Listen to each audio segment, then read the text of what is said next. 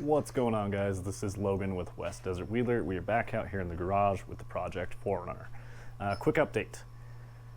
Let's see, since I left you guys, we poked and prodded under the hood a little bit when I got it in the driveway, one of my buddies, and we found a broken spark plug boot. So we decided, you know what, let's go grab a new spark plug wire harness and replace the one that we found that was broken. Unfortunately, that did not cure the problem. So the next thing to do was, it's running super rough. It's got like a horrible miss. So we decided to do a compression check. Checked 5 of them, checked out great, and 1 of them is low. So the other ones are like 170 plus, somewhere in there, 165 plus PSI. And then the driver rear cylinder was down at like 50 PSI. So we found our problem cylinder, right? So yeah, at this point, that's our issue. I wanted to do a leak down test, couldn't find one that I could rent from a local parts store real quick. They're like 150 bucks, and they are, I'd have to special order one just to properly diagnose what's going on. But really, whatever the answer is in there, we're gonna be doing the same thing. We're gonna be pulling the cylinder head. So that brings me to the other point of, I was considering doing an engine swap. As of now, I think I'm just going to fix what's wrong with this truck, which is going to be pull the head and do a cylinder head gasket under this thing, and then check the valve train while the head's off, see if that needs some service as well. These are really notorious for valve not getting a good seat, and then you losing compression that way too, and or blowing a head gasket and you lose all your pressure out right there. So that's the plan for now, is I'm just gonna try and fix what's in here. If this ends up needing a bottom end rebuild, because I took a bore scope, took a look through the piston, there's a lot of carbon buildup on the valves, and then the piston wall looks a little bit grooved. We're gonna find out how bad it is, because this camera, it's a little hard to tell just how bad it is, but it's not as pretty as the other cylinder walls. Definitely got hot. Yeah, if I have to do a bottom end rebuild, I'm probably just gonna go for the 3.4 swap. The reason that I don't just go for it now, A, it's expensive, B, I could get this fixed pretty cheap as is, and then also the last part is that it's actually hard to source these parts. I'd have to find a 3.0 4Runner manual transmission, which those aren't just laying around, and then I'd also have to find the 3.4 that bolts up to that, hooks up to my transfer case to make sure everything's all right. So I decided that, you know what, I'm just gonna try and do this the cheapest, most efficient way possible. If things go bad from there, then we're gonna move on to, you know what, let's do a full swap, get the 3.4 in there and have a good time with that party. But I have 30 days left until Trail Hero. I'd love to have this thing back on the street. So instead of waiting that week for that special order part to come in, I think I'm just gonna tear into this tonight, start pulling bolts out, get some stuff out of there, and try and pull this cylinder head in the time that it would take for that to show up anyway. And then that gives me a week advantage on getting it to a machine shop, getting it machined, checking the valve train, all that fun stuff. Let's get to it, start pulling bolts. Not really gonna do a how-to on this. Maybe you'll see some turning wrenches and whatnot, but I'm gonna give you guys updates as we go. Let's tear into it. All right, guys, let's take a look at the 4Runner. Did a quick hour and a half tonight. It's about coming up on midnight, so I think I'm just gonna call it for now. Got the throttle body taken off. This mess of wires and the throttle cables, and then some other sensor wires that ran over to it. Some vacuum lines that are all in here. Good fun stuff. Got the intake removed, and then we also pulled the alternator too. I also drained the coolant, but I haven't like done anything to the coolant system itself, just drained it.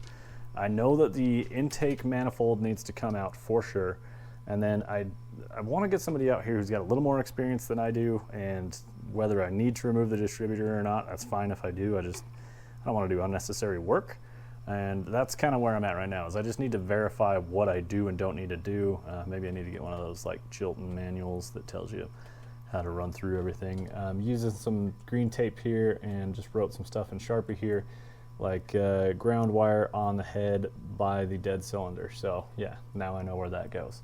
And I've got another plug up here that plugs into the orange one. Like, just marking a few small things like that so that I know where they go is really key, because as much as I like to think that I'll remember all the stupid little details, the stuff that you start with first is the last stuff you're gonna put back together after you've gone through whatever kind of hell we're gonna go through with this project. It may end up being irrelevant. Maybe I throw the whole engine away and we do a swap, but for now, mark what I can, and I think we're gonna call it a night. So hope you guys enjoyed this portion of the video. We'll see you next time I'm out here wrenching. Update on the 4Runner. Today's prize was the upper intake manifold. I don't know if one of them is technically called the plenum or something, but I've still got the lower intake manifold that actually goes to the V side of the engine. Tonight's project, I'm going to go ahead and pull the bolts out of the header, and yes, they are headers, not manifolds. And then I've got to try and figure out what's going on with the mess of the fuel system, whether it's just one hose I got to disconnect or if I have to pull a fuel rail. We'll find out. But that's what I'm working on tonight. That's your quick update, and we'll round this up here pretty quick. All right, guys, got an awesome update here. We have pulled the intake manifold out successfully, got the valve cover off. Head bolts are 12 point. Unfortunately, it's really tight between the camshaft and the other part of the head here. So my buddy helping me, Brian, is actually going to run and grab a socket he thinks will fit down in there. I only have a 1/2 inch drive, and it's pretty bulky where the extension goes into it. So should be able to slip down in there with a 3/8 drive, 14 mil, 12 point. Yeah, so going good so far. Super awesome. Should have the head out here in just a little bit, and hopefully the head will be out and we'll round up this video. That'd be a nice ending to this. All right, guys, if you know anything about engines, you know that this is a cylinder head, single cam up top. It is a great success. We got this thing out of here. Again, huge thanks to my buddy Brian for stopping by and helping me out. It's the same Brian who drove Mousetrap in the full-size buggy, so thank you very much. Head gasket here. It doesn't appear that the head gasket was necessarily like blown out in a super obvious way. I'm not the expert here, but Brian's had more experience than me. He was saying that the cylinder walls looked pretty good in there. I mean, equivalent to each other, so. But trying to figure out why this rear piston had 50 PSI, low compression. It looks like the valve on that piston may have some issues up with it. So I'm gonna drop it off at the machine shop. And big shout out to Toyota on their 3.0 engines. You cannot get the head bolts out without popping out the camshaft as well. That's gonna be a pain in the ass. So super fun stuff there. I'm gonna have to get new head bolts. One of them did break off and the threads were stuck in the block. And thankfully, I could get in there with my fingernails and I was just able to twist that thing out by hand. I didn't have to drill and tap anything because that can be a major headache and a pain in the ass on its own. Super stoked, heads out. Now it's off to the machine shop. And then I just got to remember in my mind where all this crap goes, which will never happen. And yeah, hopefully remember all the dumb little plugs here and there. And the manifold in the back with all the plug, like, yeah, there's a lot to it. But we made it this far. We're gonna keep on trucking, get the head off to the shop, get this thing back up and running, on track to get it done by Trail Hero, T-minus 21 days. Let's make it happen. Thanks so much for watching, guys. Greatly appreciate your support. We'll see you in the next one. Keep the rubber side down, even if it is a set of linglongs. By the way, someone commented that Ding Dong has a set of linglongs. Freaking hilarious. I laughed my ass off at that. So big thumbs up on that one. That one gave me a good laugh. Thanks, guys.